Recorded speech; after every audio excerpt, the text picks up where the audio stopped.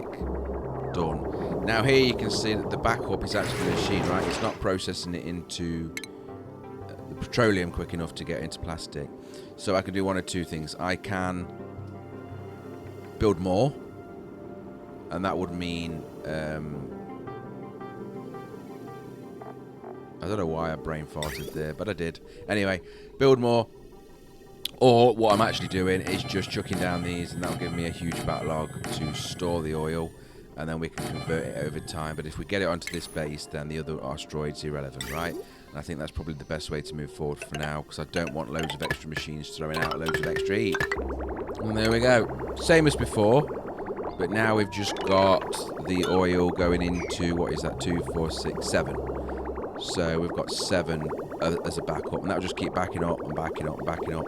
And we'll always have it, we can always use it, we'll continue to make plastic from it, slow and steady, but it just means that, of course, we are not just backing it up on that asteroid. I can get them back as soon as possible. So as you notice, the cooling water that was coming from that top left-hand side is actually running out. We're not processing it very well at all. The water I've got for the oxygen production is on the other side, but it's not actually that cold. So I need a solution to get more cooling in. And I think the best solution is actually to use a coolant and then use something to cool that down with. So moving over there, and we finally have a glossy Dracula egg, which we have first. And obviously these have the, instead of having the reed fibre, the cloth-like sheet, they actually get plastic scales that are grown on them as long as they're in an environment of hydrogen. That can be then harvested or sheared into plastic, and that's obviously a way of getting plastic through farming that you don't need to do oil, petroleum, and all the heat and electricity that comes into that. This is my setup for them coming in, because they was doing that huge project of digging, but they forever needed oxygen. So I've set up this little automation that keeps this bottom alleyway, whatever you want to call it, with a bit of oxygen in there in case they need it. They can come and get it from there. So we are making progress. It is very slow, but we are making progress. And lightly, I'll let it run off camera sort of thing, just to catch that up. So, because while they're doing that, other things aren't getting done in time, because I think I did set it as all of it as 9. On the other asteroid, the second asteroid, you can see we're still working okay. The delivery hasn't been made for the ATMO suits yet, but they are there. So they just need to actually be taken over to the locations and delivered. But again, there's a lot of things that people need to be doing, or the duplicates need to be doing, and not enough time, it would seem. There's always stuff coming through. Remember that the food is always coming through here. Anytime we get fried mushrooms, which we are always making on the first island, first asteroid, it will come over from there. I'm back at this complicated situation again. They've still not moved them, but I have actually realised that they don't need to, because, and as you'll see in a second when I zoom out, I've misbuilt this and made a mistake. So they're constantly being damaged by the fact that they're getting the wrong messages, wrong oxygen. But look, they squeeze through that gap. Because they've not built it, they're squeezing through that gap halfway up the pillar and going there anyway, which is going to cause them to get injured and potentially die. So we need to stop that, and we need to stop it ASAP.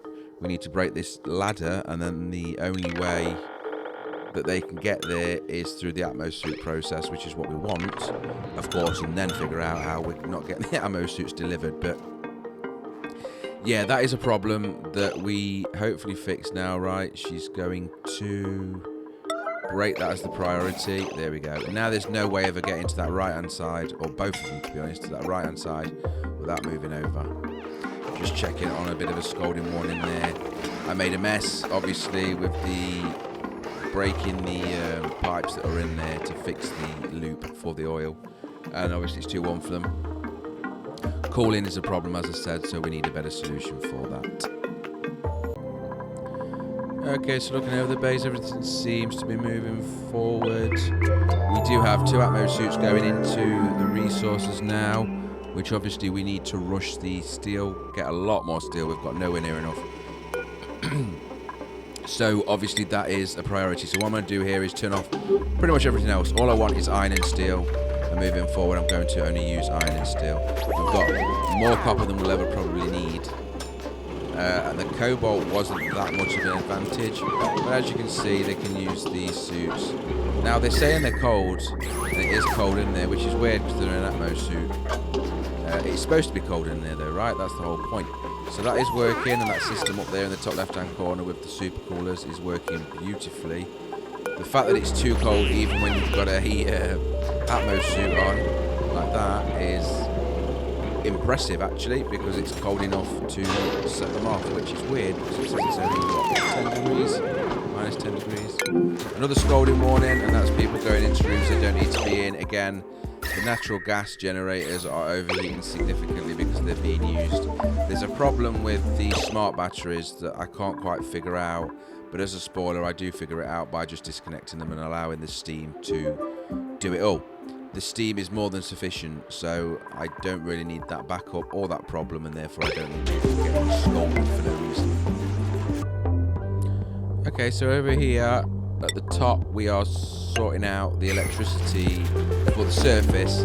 The transformers being out in the vacuum space, they just overheat all the time because they've got no way of dispersing heat, right? They can't get rid of it, so they just overheat. As you can see, the overheat is sticking there. So what I'm doing is I'm bringing them into the base, into an area where they can, so they're not in a vacuum space. As long as they've got a gas around them or a liquid. I don't think they work with a liquid, but the principle's the same.